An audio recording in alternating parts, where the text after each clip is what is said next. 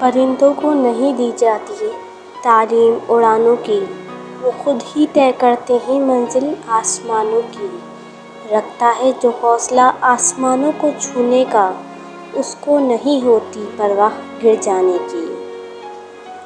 بعض اوقات رشتوں میں درار اس لیے بھی آ جاتی ہے کہ ایک اپنی بات سمجھا نہیں پاتا اور دوسرا سمجھ نہیں پاتا۔ جن کو یہ علم ہو جائے کہ اللہ تعالیٰ بہت غور سے سنتا ہے، وہ اپنی کہانی پھر کسی اور کو نہیں سناتے۔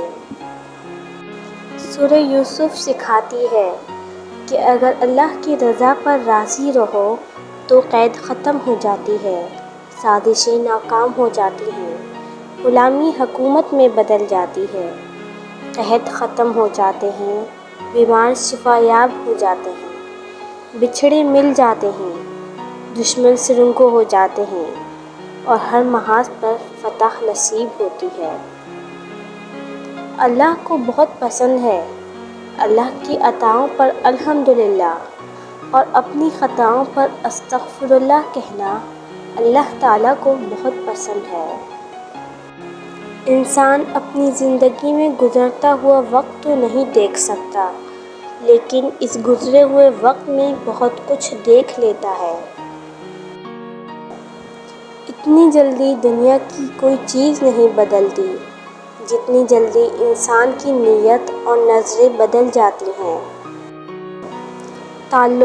تعلق میں دوسرے سے اپنا جیسا ہونے کی توقع مت کرو، کیونکہ تم کسی کا سیدھا ہاتھ اپنے سیدھے ہاتھ سے پکڑ کر نہیں چل سکتے۔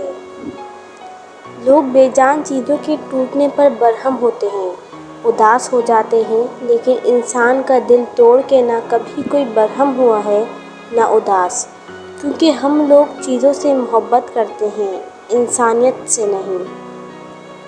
رشتے خوبصورت نہیں ہوتے، نبھانے والے انہیں خوبصورت بناتے ہیں، اور یہ خوبصورتی ان کے دنیا سے جانے کے بعد بھی قائم رہتی ہے۔